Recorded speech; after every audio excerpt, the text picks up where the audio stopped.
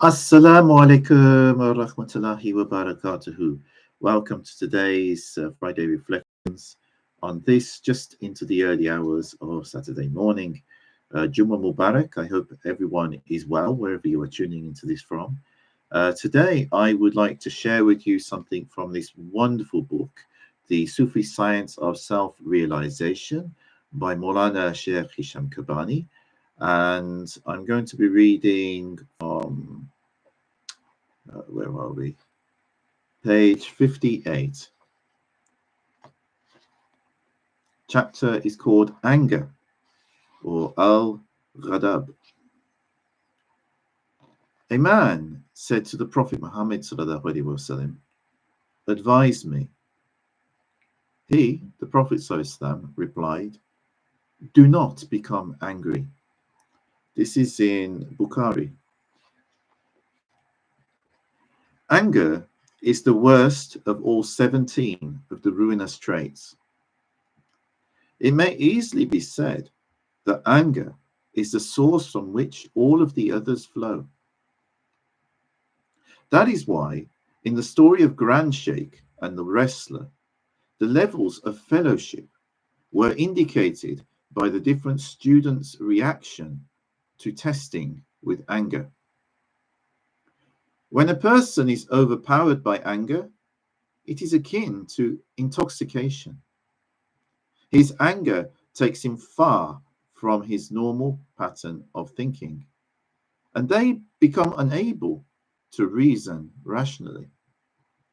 Even in those states belonging to the other 16 negative characteristics, one may still think rationally, plan to do what plan what to do next, and evaluate consequences. But when one is lost in the state of anger, one loses the ability to listen to reason, follow good judgment, or to accept any kind of advice. That is why the Prophet ﷺ said to his dear companion, Abu Bakr as-Siddiq, anger is a form of unbelief. And God said, those who control their wrath and are forgiving towards mankind, God loveth the good.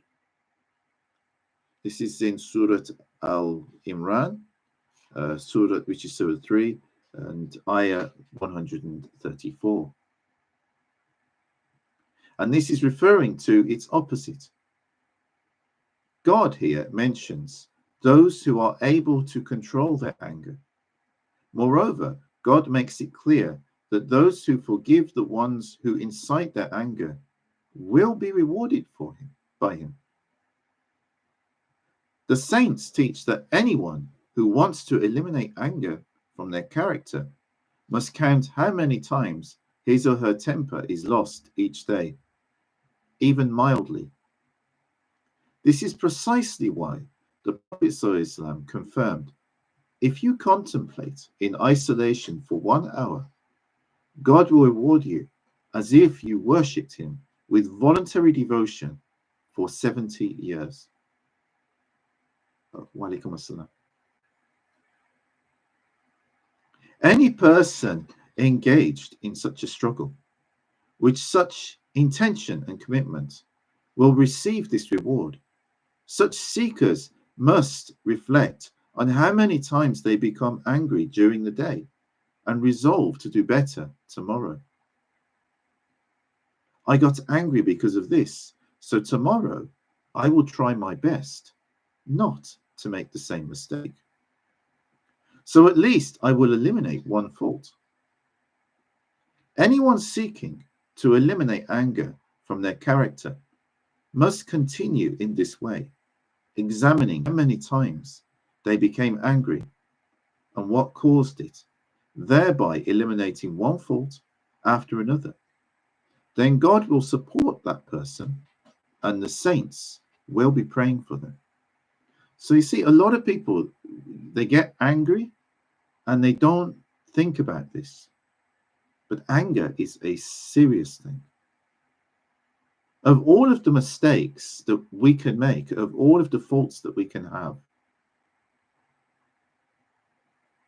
probably none is more dangerous than anger, because anger can cause you to do many other things.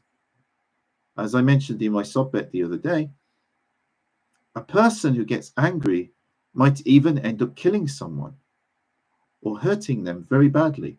They end up having to go to hospital, either of which are really serious things. They might even end up harming a child.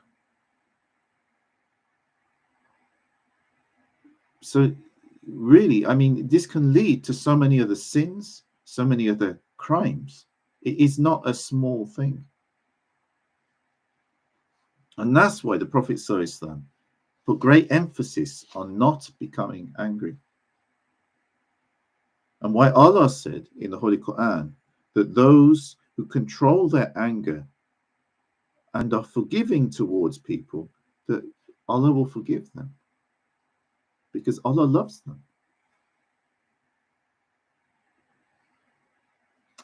A visit to the Sultan of the Saints. With anger, a person forgets about God. They forget about the Prophet ﷺ, and they forget about loved ones, even about one's sheikh and his guidance. Mawlana says, when I was young, my brother and I traveled to Damascus to visit our Grand Sheikh, Abdullah of Fayaz al-Dagestani. May Allah sanctify his soul. We stayed with Grand Sheikh for several hours before returning to our home in Lebanon, which took several hours more. At that time, I was a university student, and as we had not taken permission from our mother to visit Grand Sheikh, she was upset when we returned. We became upset in turn, and when she started shouting, we shouted as well. We left the house in anger, like so many children do today when angry with their parents, though typically for reasons other than such religious issues. Having quarreled with our mother, my brother and I returned to Damascus to reach Grand Sheikh Abdullah of Fayaz al-Dagestani's house. You must climb roads so steep that stairs run alongside them for pedestrians.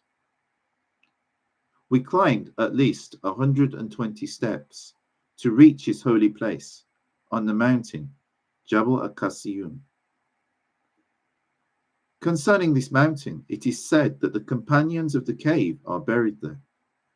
The cave where Cain killed Abel is also said to be there. They say drops of water still drip from the ceiling of that cave, as if the cave itself were crying from the horror and sorrow of that event. Thus, it can be said that this mountain is a living testimony to the worst fruits of anger.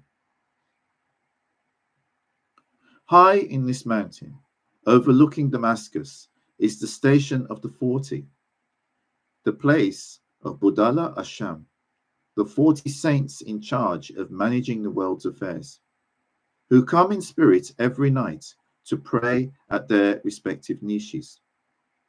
In addition, the Prophet Dhul Kifl is buried there, as well as the great saint Ibn al-Arabi. Thus, all of the sacred places in the world, it is indeed one of the holiest. So we went up this mountain to the station of our Grand Sheikh, and up another set of stairs through this meeting place where guidance is given, through his private house set apart from the meeting place, then further inside to his room. We arrived at his personal quarters, yet before we could knock on the door, Grand Sheikh Abdullah opened it, looked at us and said, I don't like anyone to visit me with anger. Go back to your mother. Ask for forgiveness. If she forgives both of you, then you may come. There is no other way to enter my home. And with that, the door closed. The saints, the Awliya Allah, cannot tolerate anger because it interferes with the connection between the disciple, the murid, and the sheikh, the student and the teacher, the devotee and the master. It will close that door, and not only that door, because the sheikh is your door to the Prophet ﷺ. Anger closes the door between you and the Prophet ﷺ. And by closing your door to the Prophet ﷺ, your door to Allah is closed. That is why the Prophet ﷺ said, the killer and the killed are both in hellfire. The companions said, O Messenger of God, it is all right for the killer, but what about the one who is killed? He said, the killed one was also eager to kill his opponent. And in normal circumstances, that is the case. Aside from in the case of, for instance, the aforementioned Cain and Abel, because there's this beautiful verse in the Quran where Abel says to Cain, even if you raise your hand to kill me, I will not raise my hand to kill you. But in normal circumstances, what the Prophet ﷺ said is correct. Normally people end up killing each other because they're both angry or they're both in a war or something, this sort of situation, and they're both trying to kill each other. And in that situation, of course, they'll both have the same end because they both had the same intentions. And this is what Mawlana says here. Since both had the same intention to kill each other, both deserve punishment. One more than the other, but still both deserve punishment. On the other hand, from the spiritual interpretation of this prophetic tradition, the killed here then is the one who killed his spiritual self by opposing it with anger. Thus, his soul is killed by the ego's anger. And the killer, his ego, is also left in the hell of its fiery nature. Anger makes you heedless and reckless. In a state of anger, you will not listen to you, even your father or your mother, or to your brother or to your sister, or to your friend or your neighbor. And if you're not going to listen to them, you're not going to listen to anyone. It will take away the light that is between you and the sheikh. My brother and I returned to Lebanon, and we asked our mother's forgiveness. She forgave us and prayed for us.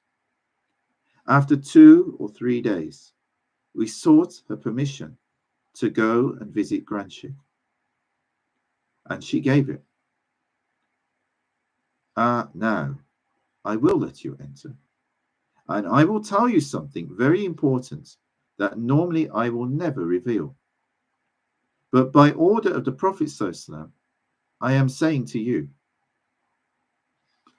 Mawlana Shaykh Nazim was also present, and Grand Sheikh Abdullah proceeded to explain to us that the Prophet ﷺ has given someone at the level of guide of training, Murshid at-Tarbiyah, the Sheikh who is authorized to train disciples and to advance their spiritual levels.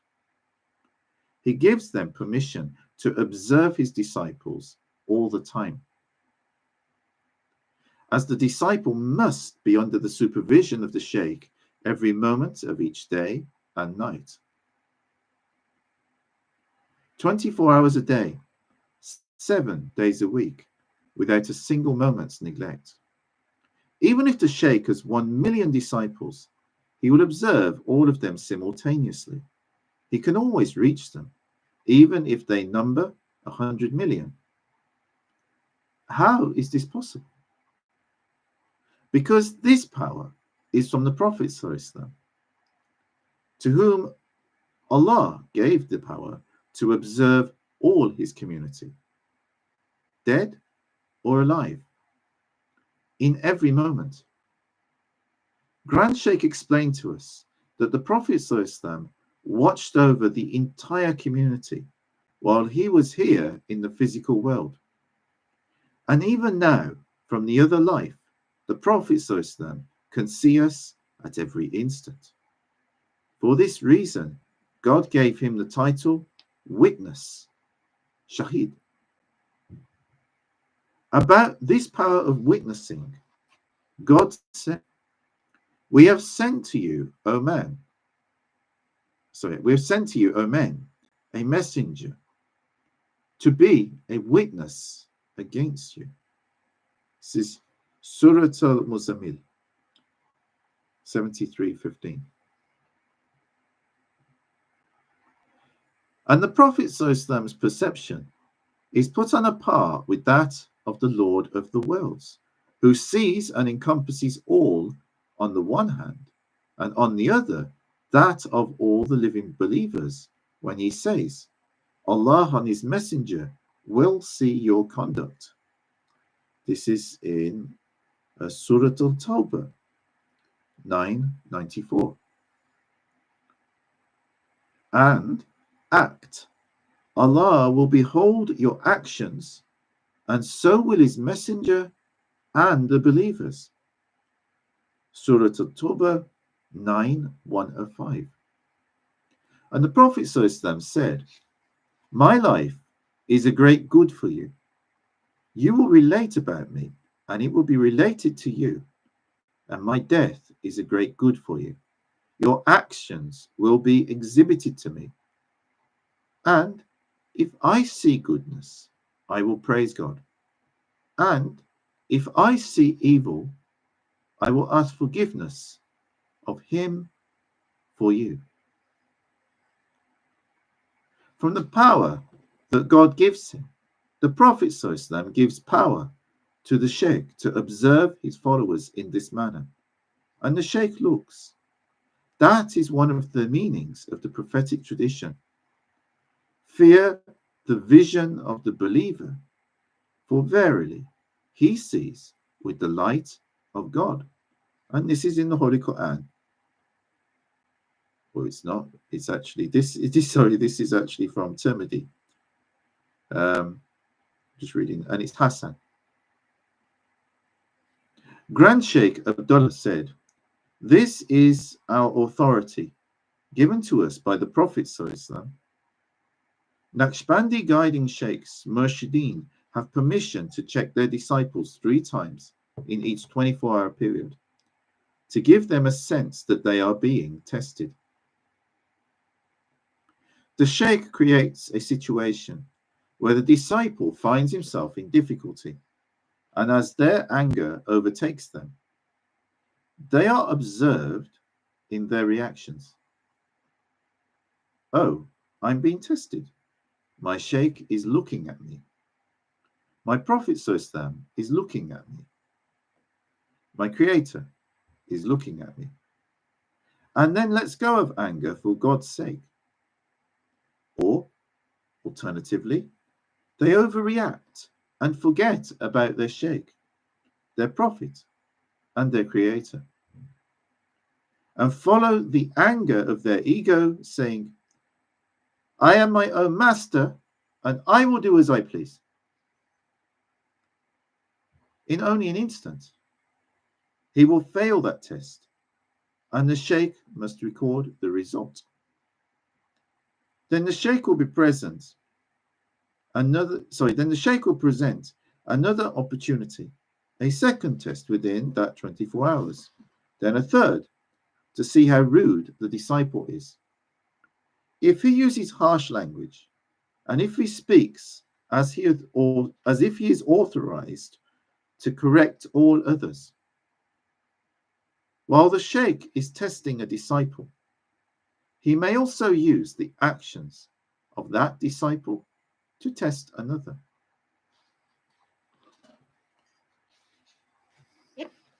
So you see, sheikhs are given insights about their students. I mean, this people will ask why, how. Look, if Allah subhanahu wa ta'ala wants to give the Prophet Sallallahu or a sheikh the ability to see something, they will see it. You can deny it, but they will see it. It's only because today we think of things so physically and people have lost faith so much that they question whether this is even possible. Even I've seen things. So it's something to be careful of, it's something to be aware of.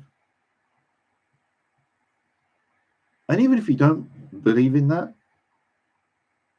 this point about the danger of anger is undisputed. Because anger destroys everything.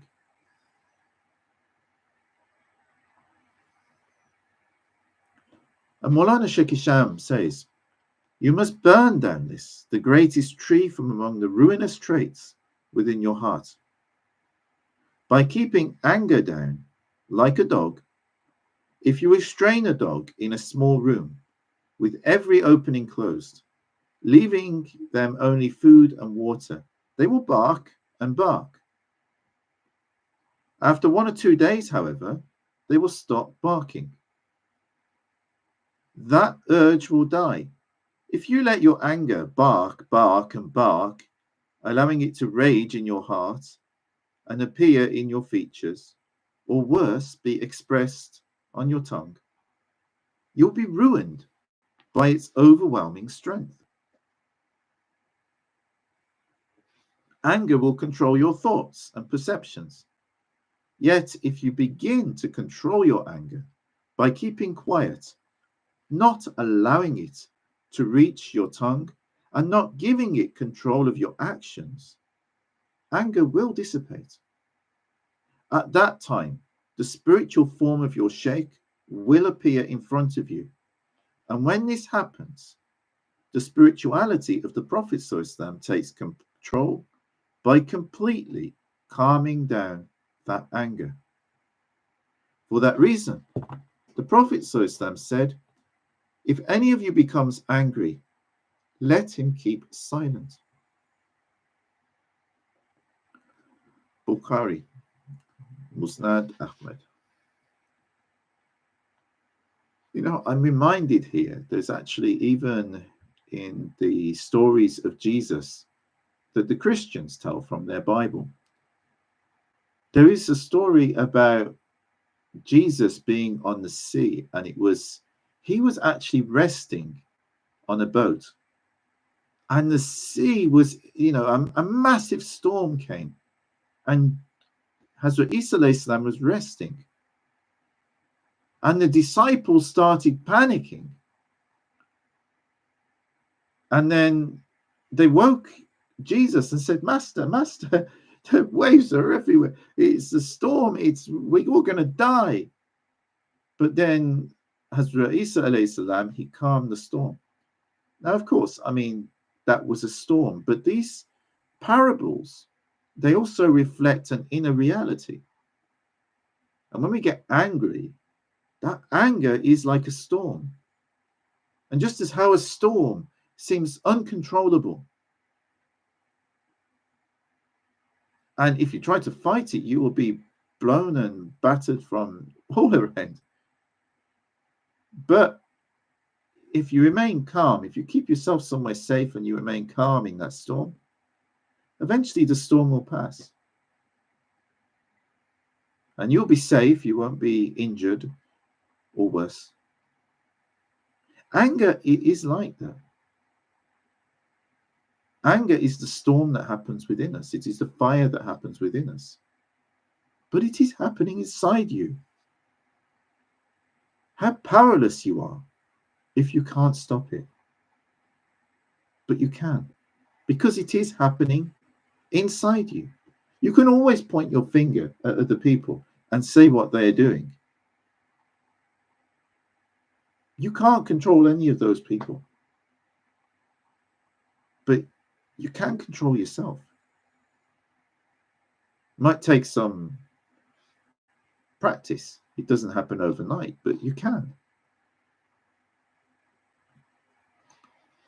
And Mawlana ends with this: anger extinguishes the light of faith, leaving no more spirituality in your heart. Under anger's influence, everything you do will be dry, only a form that does not benefit you. God will still grant you paradise for fulfilling your religious obligations, but you will never reach the higher level of spiritual ecstasy. Anger is the dangerous secret of every spiritual disease, like the cancer that spreads to every cell of the body.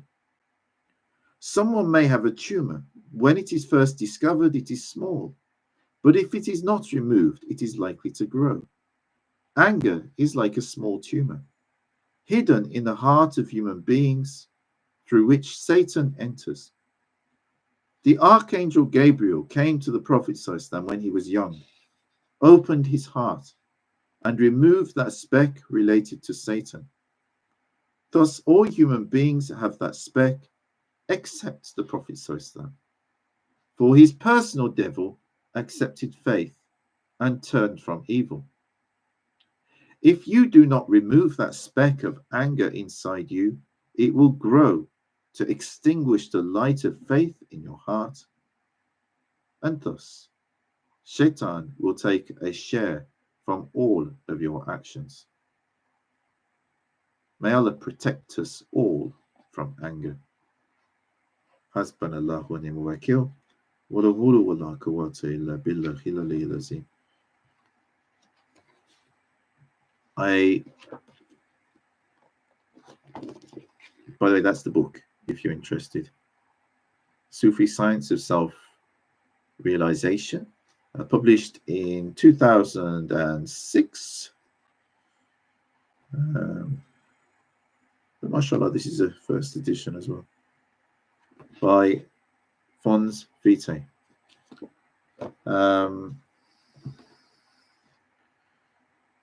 Be careful of anger. Seriously. May Allah protect and guide you all. I hope you benefited from that and enjoyed that. I'll be back, inshallah, on Monday at the University of Birmingham Multi-Faith Chaplaincy. So if anybody wants to come and say hello, then I should be in my office from about 2 p.m. onwards. I look forward to seeing you then if you can make it. And if not, then I will do my usual thing online. I wish you all the very best. Enjoy your weekend.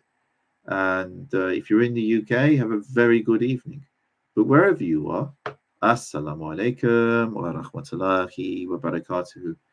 May the peace and blessings of God be with you all.